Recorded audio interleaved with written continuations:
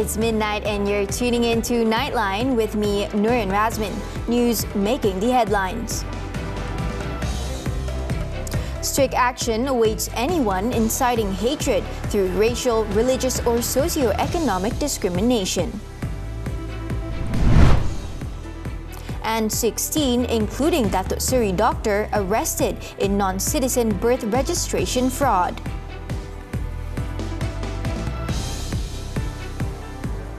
Good morning. The Prime Minister on Wednesday issued a stern warning to all parties against attempting to sow division in the country. Datuk Seri Anwar Ibrahim said stern action will be taken against anyone who incites hatred, whether through racial, religious, or socio-economic discrimination. Siapa saja mulai sekarang yang cuba menghangatkan suhu pergaulan kebencian kepada kaum dan agama, kaum majoriti atau kaum minoriti, kaum kaya atau kaum miskin, menghina dan seluruh kaum agama, percayalah kita ambil tindakan sekeras mungkin untuk menghentikan gejala yang mungkin membawa malapetaka dan kecelakaan. Anwar added that it is important to ensure that the country is not tainted by racial and religious extremism. He said this at a breaking of fast event with the Prime Minister with corporate entities and government-linked companies in Putrajaya. Earlier, Anwar urged all Malaysians to act as agents of unity and support the Madani government's efforts to unite people of all backgrounds, religion and ethnicities. Such measures are crucial to preserve Malaysia's racial harmony and social cohesion.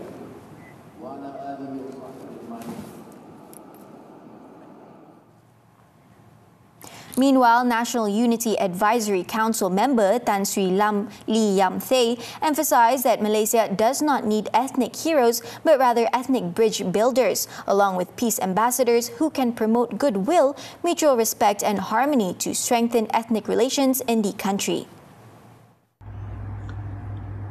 The most urgent task of all Malaysians, irrespective of race, religion and political affiliation, is to ensure racial and religious harmony and reject all forms of extremism which can undermine interracial and interreligious peace and harmony. This is the time for all level-headed Malaysians, including political leaders, to stand up and be counted in furthering the cause of a united Malaysian nation based on the 5 principles of the Rukun Negara. He also urged all parties, especially politicians, to refrain from any acts of provocation or violence, stressing that it is their fundamental duty to promote peace and harmony in this multiracial nation.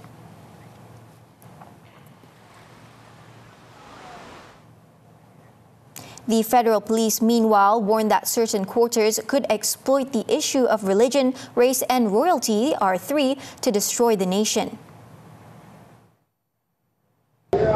Isu 3R yang dibangkitkan ini seolah-olah seperti strategi perang baru yang boleh memusnahkan negara dengan hanya melalui hujung jari saja. Jadi saya nasihatkan kepada semua supaya jangan terlibat untuk bangkitkan masalah isu 3R ini. He added that the public should filter all information, news or videos shared on social media and not to be easily influenced by unverified information. This includes avoiding writing their status, comments, tweets, posting pictures, posters or videos without understanding the social, cultural and racial sensitivities. The police said they have conducted investigations into 31 cases involving the 3R issues so far this year. In other news, 12 people have been remanded over alleged corruption in connection to a syndicate involving the fraudulent registration of non-citizen births as Malaysian citizens using falsified documents. They were among 16 individuals, including Datuk Seri medical practitioner, arrested by the Malaysian Anti-Corruption Commission (MACC) in Opt Outlander and Opt Birth on Tuesday.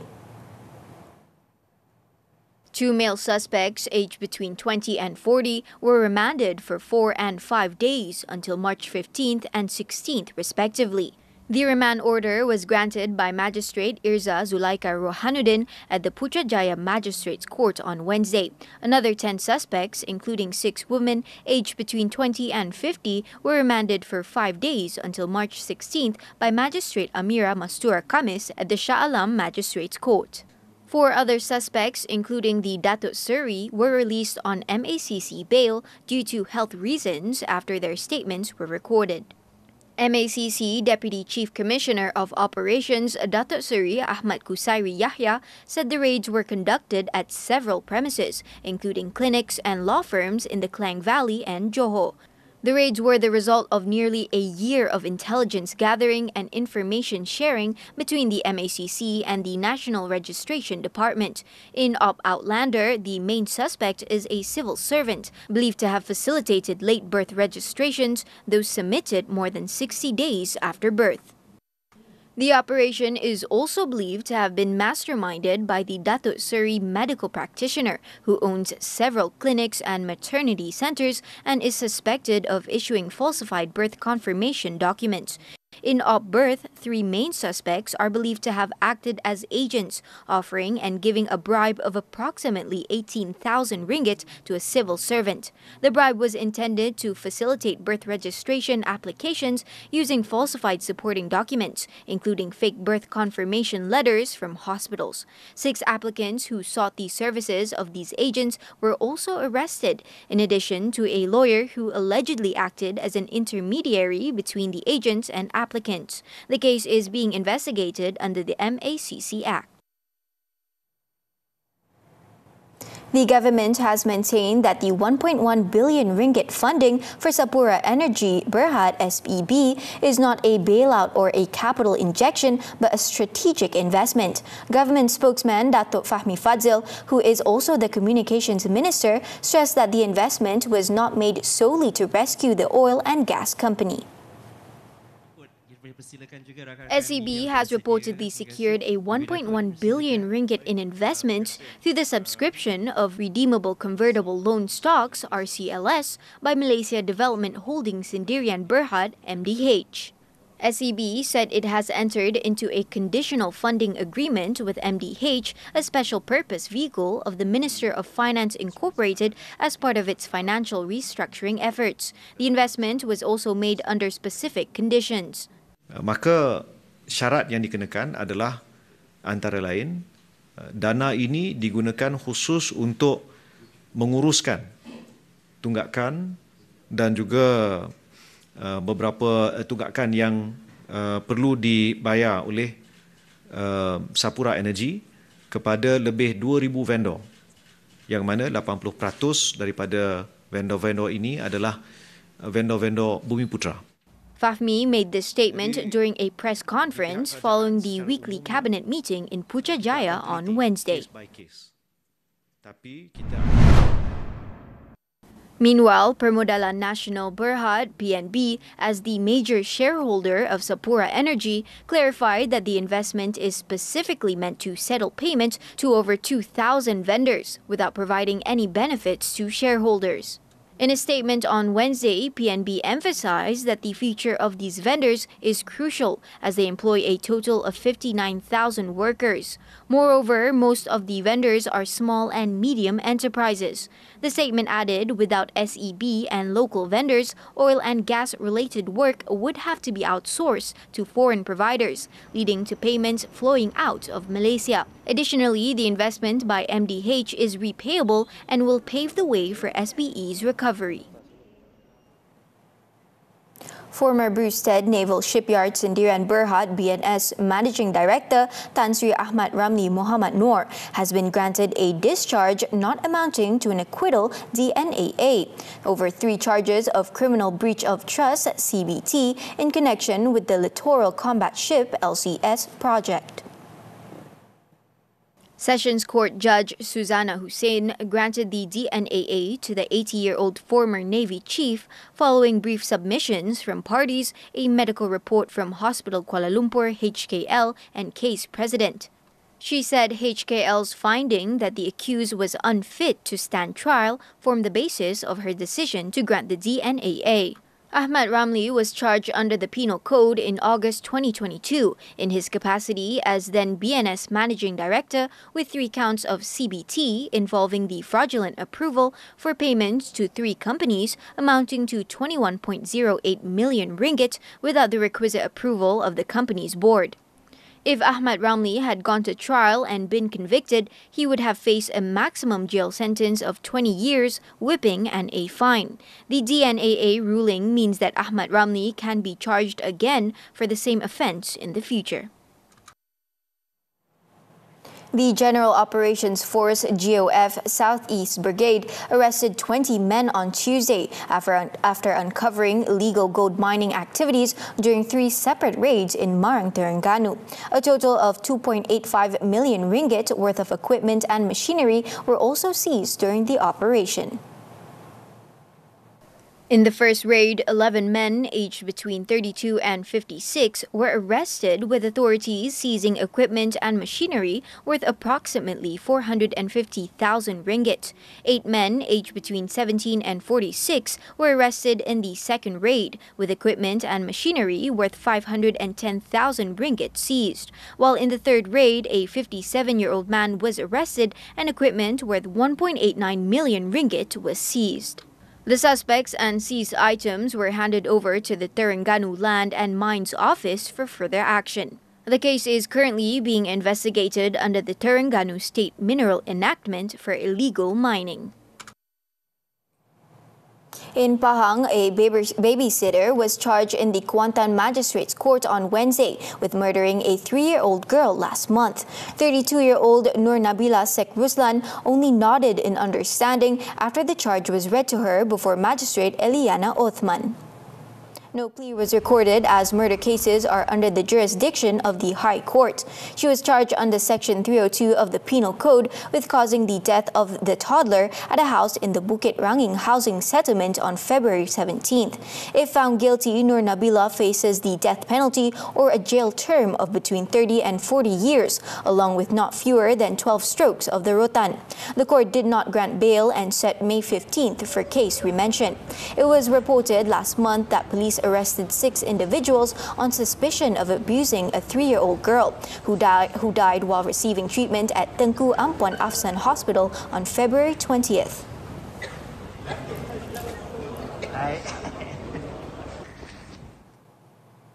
In Johor, a secondary school student was seriously injured when the motorcycle he was riding on collided with a car in Bandar Tenggara on Wednesday.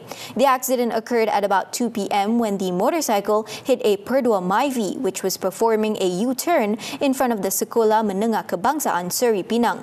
The motorcyclist, Nur Muhammad Zulfakar Zulkifli, suffered serious head and body injuries and was sent to the Kulai Hospital. He, however, was later transferred to the Sultana Amina Hospital in Johor Bahru for further treatment. Zulfakar was reportedly to be in critical but stable condition.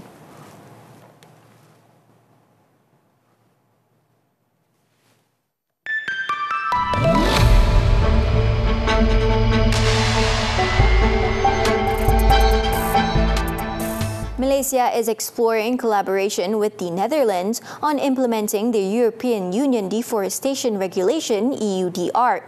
Plantation and Commodities Minister Datuk Seri Johari Abdul Ghani said the initiative is part of the government's ongoing efforts to enhance the sustainability of the country's palm oil industry on a global scale. Johari made the statement after receiving a visit from Dutch Ambassador Jack Werner. The meeting aimed to share Malaysia's role and various commitments towards complying with the EUDR. It also served to strengthen economic ties between ASEAN and the EU. During the discussion, Johari emphasized the need to recognize Malaysia as a benchmark for EUDR compliance, highlighting the country's strong commitment to zero deforestation, robust traceability systems, and efforts to support smallholders in achieving sustainable production. Additionally, Datuk Seri Johari was briefed on a company that is converting empty fruit bunch (EFB) feedstock into renewable energy, highlighting Malaysia's ongoing commitment to sustainability and green innovation in the palm oil industry. A special multi-entry travel pass for foreign investors and businessmen visiting Malaysia will be issued from April 1st. Home Minister Datuk Seri Saifuddin Nasution Ismail said the new immigration facility is designed to facilitate the entry of investors, especially those engaging with investment agencies to invest in the country. In a statement on Wednesday, he said the investor pass will allow them to stay in the country for an initial period of 6 months with an option for a 6-month extension depending on individual requirements. Saifuddin added that the investor pass scheme would be implemented via the Expats Gateway system. Prior to this, no specific pass was issued for foreign investors. They were only granted a social visit pass valid for 14 to 90 days depending on their country of origin.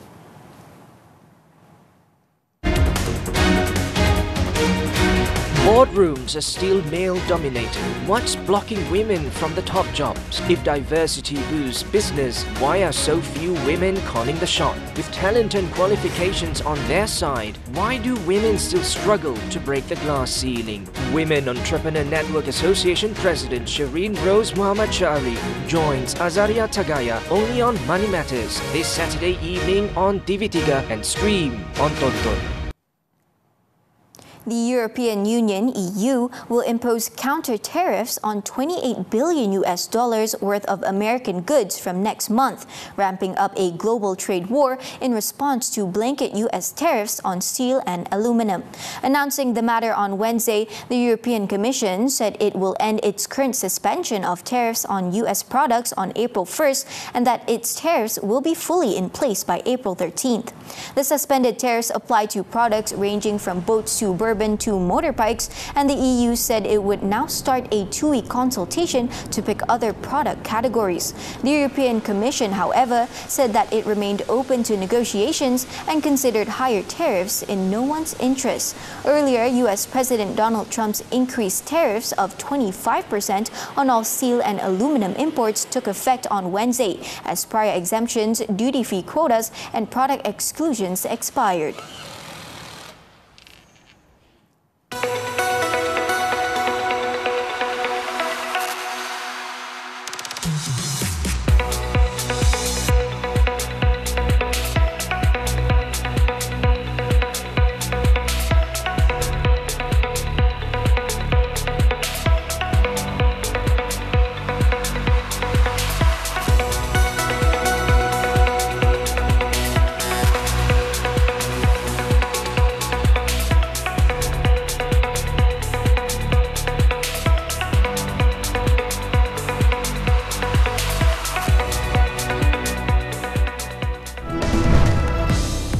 Nightmare start for Malaysia as stars crash out. Sports after this breather.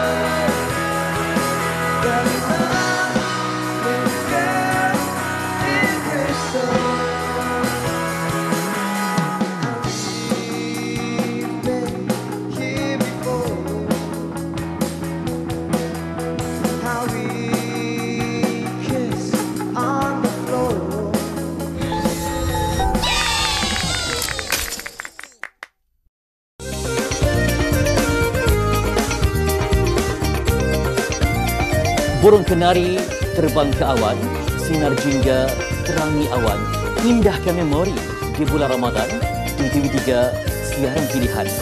Dalam kesederhanaan kita capai kemuliaan, dalam kesabaran kita raih kemenangan. Salam Ramadan daripada saya, Fitri Yahya.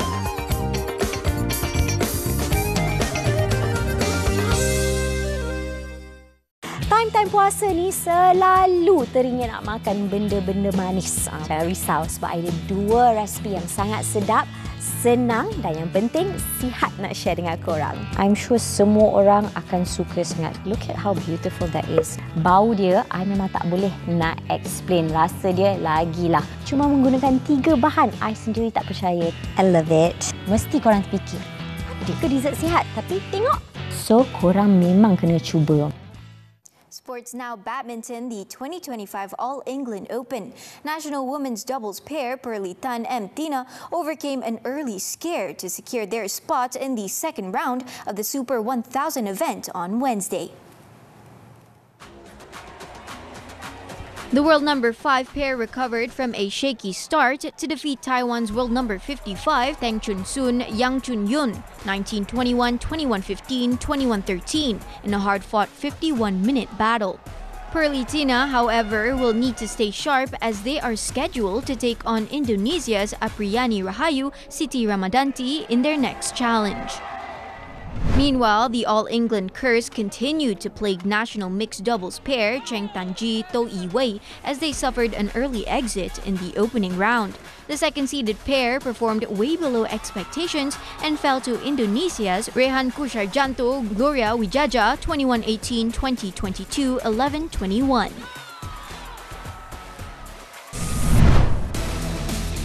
Meanwhile, Malaysia suffered a disastrous first day with most of its players eliminated in other first-round matches on Tuesday.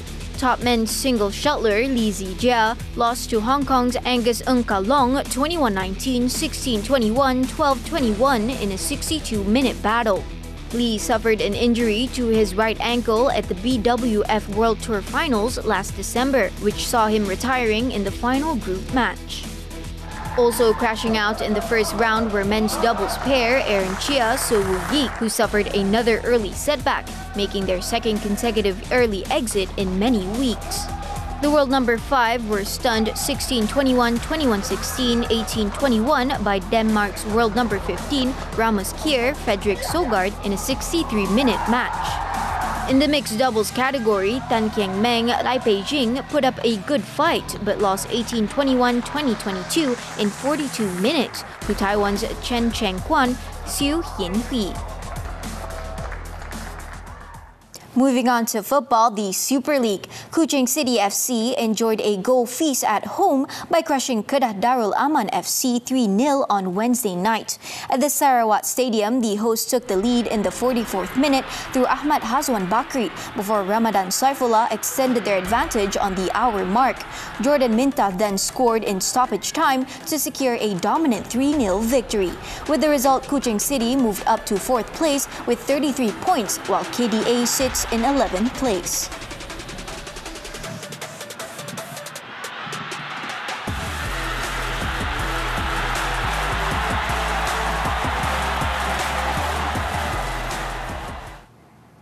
Tennis now, the 2025 Indian Wells Open. Holger Rune reached his 9th Masters 1000 quarter-final with a straight sets victory against Stefanos Tsitsipas in the 4th round. The Dane produced one of the shots of the tournament to save a break point in the second set, going on to complete a 6-4, 6-4 victory in 1 hour and 28 minutes. After earning his 16th top 10 win and first on an outdoor hard court, Rune will aim to continue his run when he meets Tallon Grigspor in the last 8. Earlier, Grigspor overcame Japanese qualifier Yusuke Watanuki to reach his first ATP Masters 1000 quarter-final. In a rain-disturbed clash, Grigspor earned a 7-6, 6-1 win to become the first Dutchman to advance to the last 8 at a Masters 1000 since Robin Hayes in Toronto in 2018. Joining them was Arthur Fils. The Frenchman won against American Marcos Giron 6-2 to 6-6, 6-3 in the 4th round to set up a meeting with 5th-seeded Daniil Medvedev. Nearly 200 passengers rescued after train attack. The details when Nightline returns. Sinaran mentari menyinari menusuk ke jiwaku ketika bersamamu. Mesranya bila kita berdua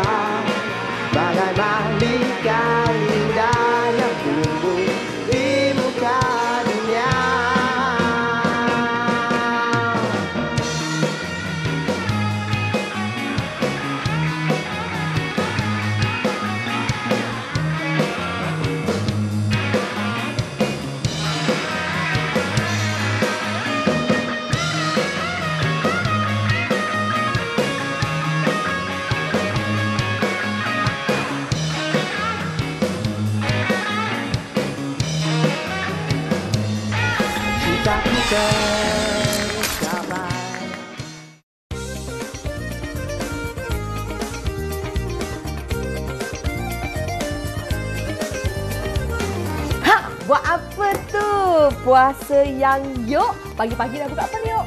Tahanlah sikit lapar tu, tapi kalau buka TV3 tak apa. Indahkan memori Ramadan bersama saya, Janani. Jaga hati, jaga mulut. Selamat berpuasa. Semoga bertahan sehingga Raya.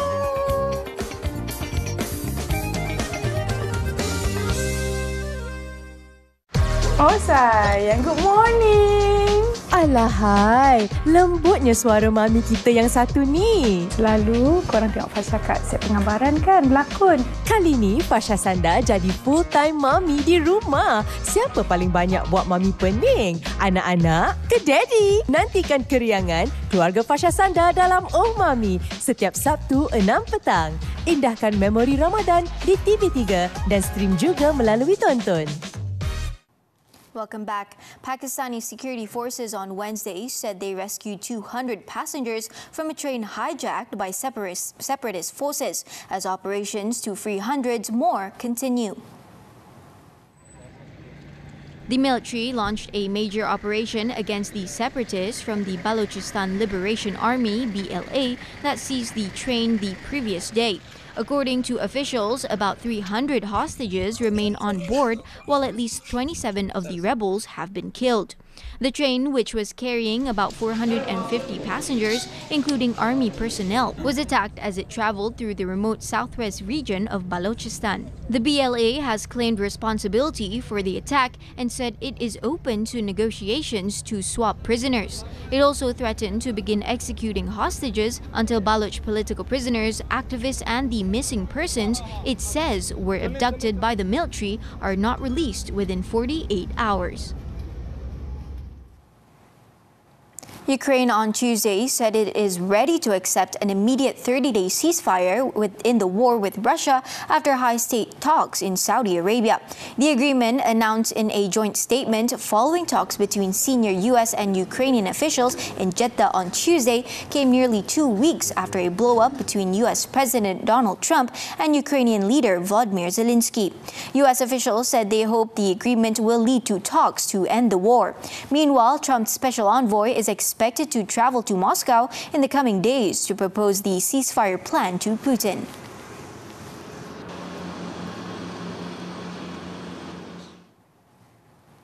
The U.S. Middle East envoy, Steve Witkoff, would now engage in new talks of rounds concerning the Gaza ceasefire on Wednesday in Qatar. He was expected to meet with Qatari Prime Minister Mohammed bin Abdulrahman Al Thani and propose a rough 2-month extension of the ceasefire and the release of 10 captives. Earlier, Hamas said that a fresh round of ceasefire talks had begun in Doha, with the Palestinian movement approaching the negotiations positively and responsibly. However, the Israeli army continued to carry out a number of ceasefire violations in the Gaza Strip. It was reported that Zionist forces opened fire in southern and eastern Rafah on Wednesday, as well as Khan Yunis. Former Philippines President Rodrigo Duterte could face up to 30 years or life imprisonment if convicted of crimes against humanity by the International Criminal Court (ICC) over his controversial war on drugs. The court does not impose the death penalty. However, its judges can hand down a prison sentence of up to 30 years or life imprisonment in exceptional cases. Convictions are subject to appeal, and the court may also order reparations for victims. Duterte's arrest by the Interpol and local authorities follows the ICC's ongoing probe into allegations that his anti-drug campaign led to thousands of extrajudicial killings during his tenure as Davao City Mayor and later as president.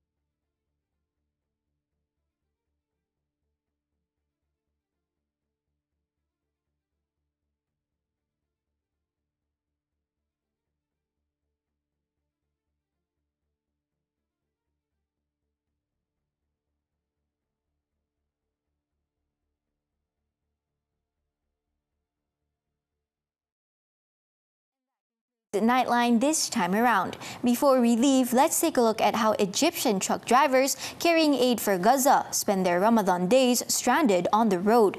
With that, I'm Nurin Razmyn. Thank you for watching and stay safe.